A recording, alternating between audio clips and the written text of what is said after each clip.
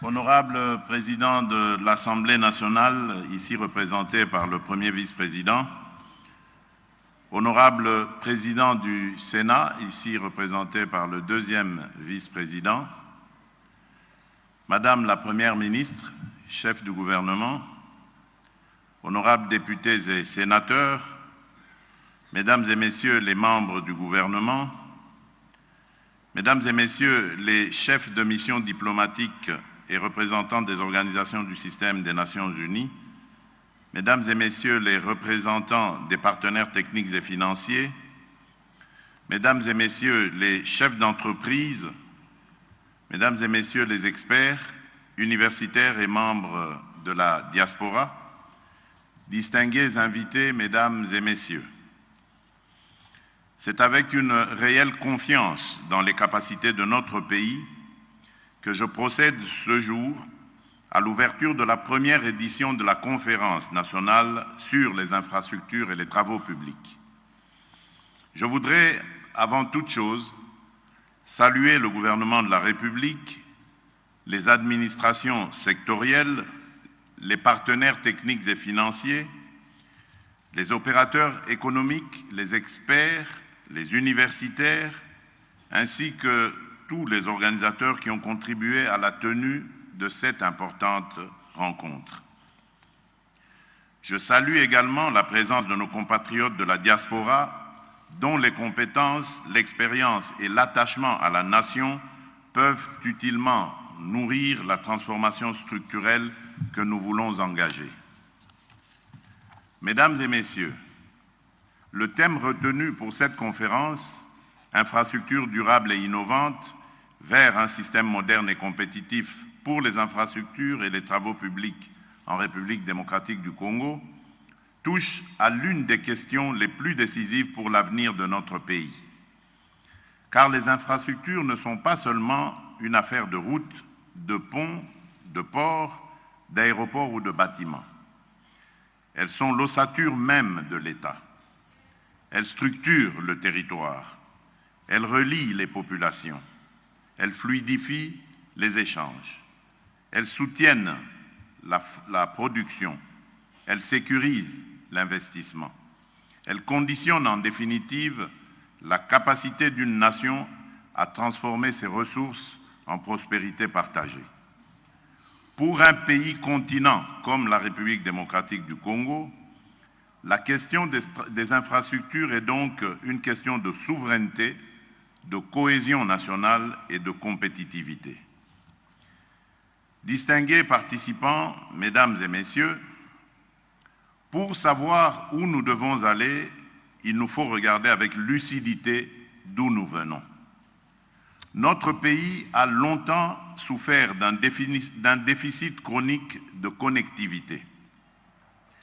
L'excentricité de plusieurs de nos espaces, l'enclavement de nombreux territoires, la faiblesse du réseau routier revêtu, la dégradation des voies ferrées, le sous-équipement portuaire et fluvial, ainsi que l'insuffisance de l'offre énergétique et numérique ont freiné l'intégration du marché national, renchéri les coûts logistiques et affaibli la dynamique de production. Or, sans infrastructures adaptées, il ne peut y avoir ni essor agricole durable, ni industrialisation solide, ni émergence urbaine véritablement maîtrisée. Au cours de mon premier mandat, nous avons entrepris de stabiliser les fondations et de relancer l'action publique dans les secteurs où l'État s'était trop souvent effacé. C'est dans cet esprit que nous avons lancé le programme de développement local des 145 territoires, initiative sans précédent qui a permis de rapprocher l'action publique des populations à travers la construction d'écoles, de centres de santé, de forages ainsi que d'infrastructures de base. Cette logique était simple. Il ne saurait y avoir d'émergence nationale durable sans base territoriale solide. Malgré des contraintes budgétaires majeures, nous avons engagé la réhabilitation de plusieurs tronçons critiques, poursuivi la modernisation d'infrastructures aéroportuaires, portuaires et administratives, et réaffirmé avec constance le rôle stratégique des routes nationales en tant qu'artères de l'unité économique du pays. Mais nous devons avoir aussi la lucidité de reconnaître que l'ampleur des besoins reste considérable. C'est pourquoi le moment est venu de franchir une nouvelle étape, de changer d'échelle et d'inscrire notre action dans une dynamique plus ambitieuse, plus structurée et plus soutenue. Distingués participants, mesdames et messieurs, ma vision demeure claire: faire des infrastructures et des travaux publics le socle de la diversification de notre économie et de l'intégration effective de notre territoire. Cette orientation s'inscrit pleinement dans le plan national stratégique de développement 2024-2028 qui place la modernisation des infrastructures au cœur de la transformation économique, sociale et territoriale de notre pays. Elle rejoint également les dynamiques africaines actuelles qui font des corridors, de l'intégration logistique, des chaînes de valeur et de la résilience climatique des priorités de premier ordre. Cette ambition repose sur plusieurs axes. Le premier est l'aménagement et la réhabilitation du réseau routier national et des voies de dessertes agricoles. Nos routes ne sont pas de simples ouvrages de circulation.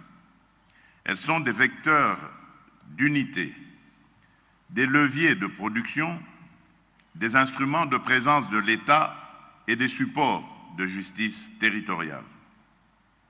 Accélérer les travaux sur les axes structurants, désenclaver les bassins de production et améliorer la qualité de desserte rurale, c'est agir concrètement sur le coût de la vie, sur la fluidité des échanges et sur la compétitivité de notre économie. Telle est l'ambition qui guide notre action. Elle se traduit par un objectif clair, porter à 25% la part des routes nationales revêtues à l'horizon 2030.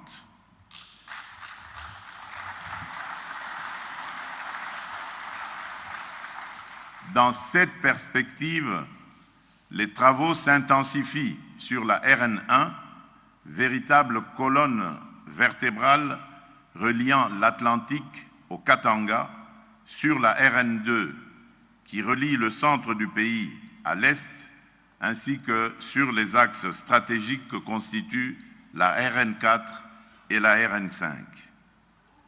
Le deuxième axe est la construction de corridors de développement le long de nos principales voies de transport structurantes.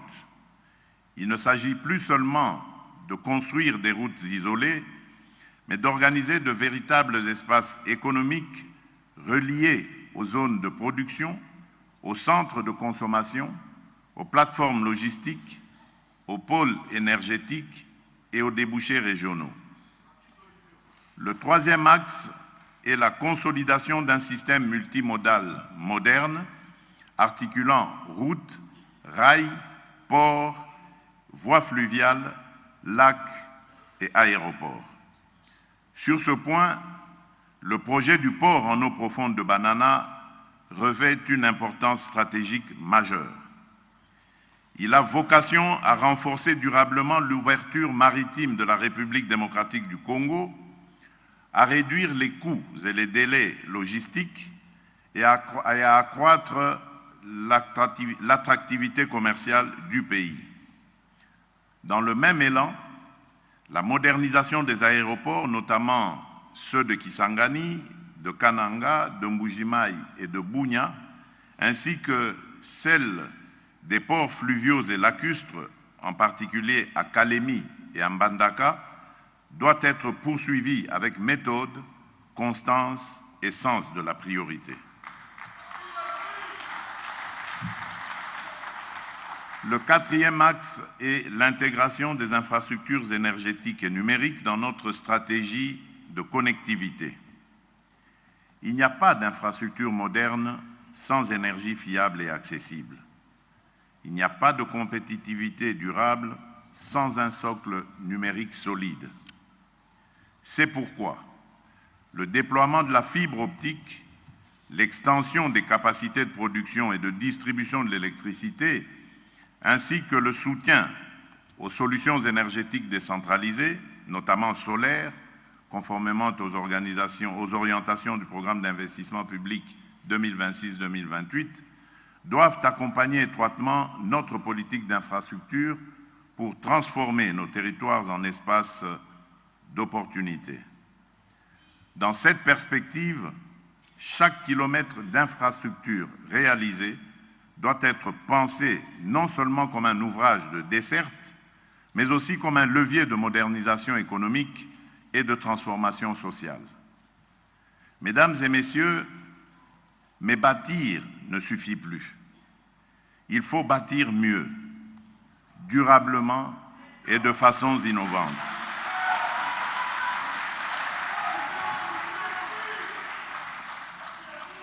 Nous devons sortir d'une logique de réparation permanente pour entrer dans une véritable culture de système.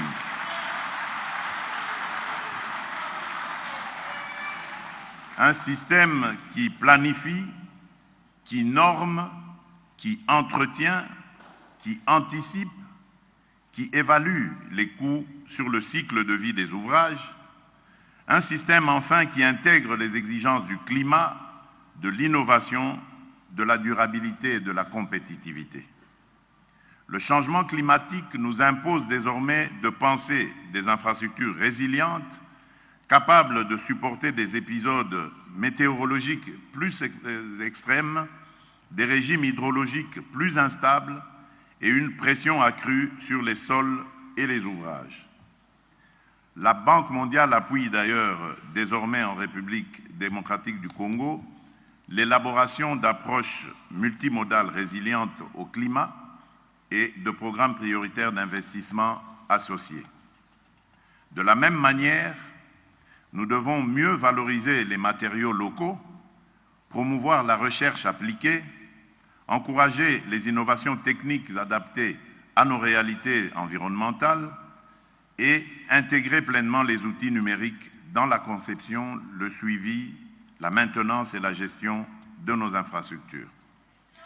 Cela suppose en parallèle une évolution résolue vers des normes de construction plus rigoureuses, plus durables et mieux adaptées à notre contexte national.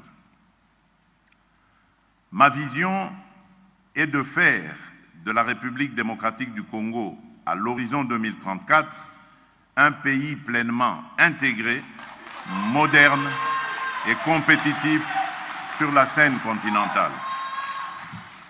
Notre ambition est de transformer notre position géographique exceptionnelle en avantage stratégique décisif. Situé au cœur du continent, notre pays a vocation à devenir un grand corridor de transit entre l'océan Indien et l'océan Atlantique, mais aussi entre l'Afrique du Nord et l'Afrique australe. Cette centralité doit cesser d'être une donnée géographique passive, elle doit devenir un levier actif de richesse, d'intégration et de puissance économique. C'est dans cette perspective que nous visons la mise en place d'un système de transport intégré, fluide et performant, dans lequel les échanges pourront se déployer sans entrave de Banana à Goma, de Banana à Sakania et au-delà vers les grands espaces économiques régionaux. Cette ambition implique notamment le développement du chemin de fer à écartement standard, la montée en puissance du port en eau profonde de Banana, ainsi que l'interconnexion progressive de nos infrastructures routières, ferroviaires, fluviales et portuaires, afin de capter une part croissante des flux de marchandises et de personnes générés par la zone de libre-échange continentale africaine. Nous projetons également de développer un réseau ferroviaire moderne à écartement standard, capable de relier nos ports fluviaux et maritimes au réseau de l'Afrique australe et de l'Afrique de l'Est. Dans cette vision, le port en eau profonde de Banana, tout comme le pont route-rail entre Kinshasa et Brazzaville, ne doivent plus être perçus comme de simples projets, mais bien comme les piliers structurants d'une économie de transit dynamique, compétitive et créatrice de valeur pour notre pays. Mesdames et messieurs les panélistes, chers participants, cette conférence ne doit pas être un exercice de plus. Elle ne doit pas être un forum d'intention. Elle doit être un moment de clarification, de méthode et de décision. J'attends de vos travaux qu'ils débouchent sur des recommandations directement opérationnelles, ainsi que sur une feuille de route claire pour la mise en œuvre de la politique nationale des infrastructures et des travaux publics. J'attends à cet effet des propositions concrètes permettant d'identifier avec précision ce qui doit être engagé à court terme, structuré à moyen terme et porté avec ambition à long terme. Pour réussir ce pari, l'implication de toutes les parties prenantes est indispensable. J'en appelle au secteur privé, national comme international, pour qu'il s'engage davantage dans le financement, la réalisation, l'entretien et l'exploitation des infrastructures structurantes dans le cadre de partenariats publics-privés équilibrés, transparents et mutuellement bénéfiques.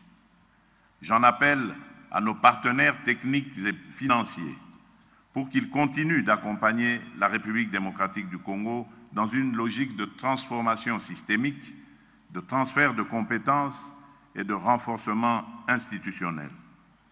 J'en appelle à notre diaspora, qui peut contribuer utilement à l'ingénierie, à l'innovation, au management des projets et à la structuration des filières techniques. J'en appelle enfin à la responsabilité de tous les acteurs politiques, sociaux et économiques. Le développement des infrastructures exige de la continuité, de la stabilité et de la cohérence. Les intérêts partisans ne peuvent l'emporter sur l'intérêt supérieur de la nation. Le temps des blocages stériles doit céder devant la culture de l'exécution.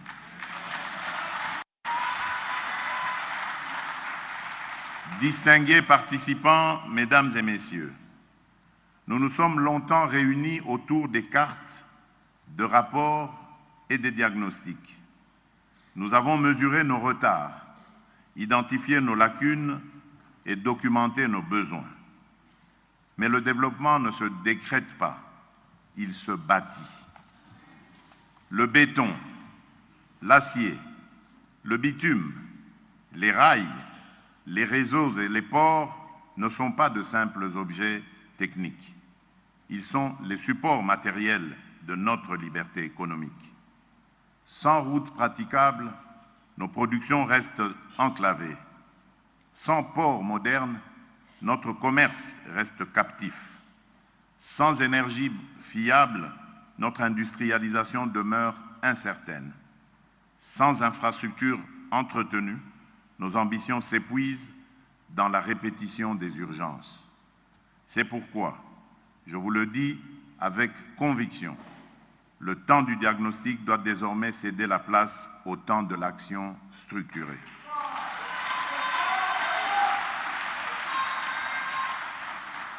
Je veux que chaque route tracée devienne une artère nouvelle irriguant le cœur de nos provinces. Je veux que chaque pont jeté sur nos fleuves soit un trait d'union entre nos territoires, nos peuples et nos ambitions.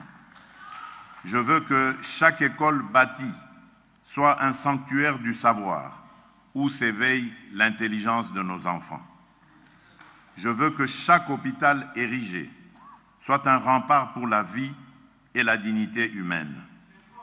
Je veux que chaque port modernisé ouvre davantage notre pays aux échanges et à la prospérité. Je veux que chaque aéroport réhabilité devienne un levier de mobilité, d'intégration et de rayonnement. Je veux enfin et surtout que chaque infrastructure utile soit une pierre de plus posée à l'édifice de notre souveraineté économique et de notre puissance nationale. Le défi est immense, mais notre détermination l'est davantage. La République démocratique du Congo n'est pas condamnée à l'enclavement. Elle n'est pas condamnée à subir son immensité.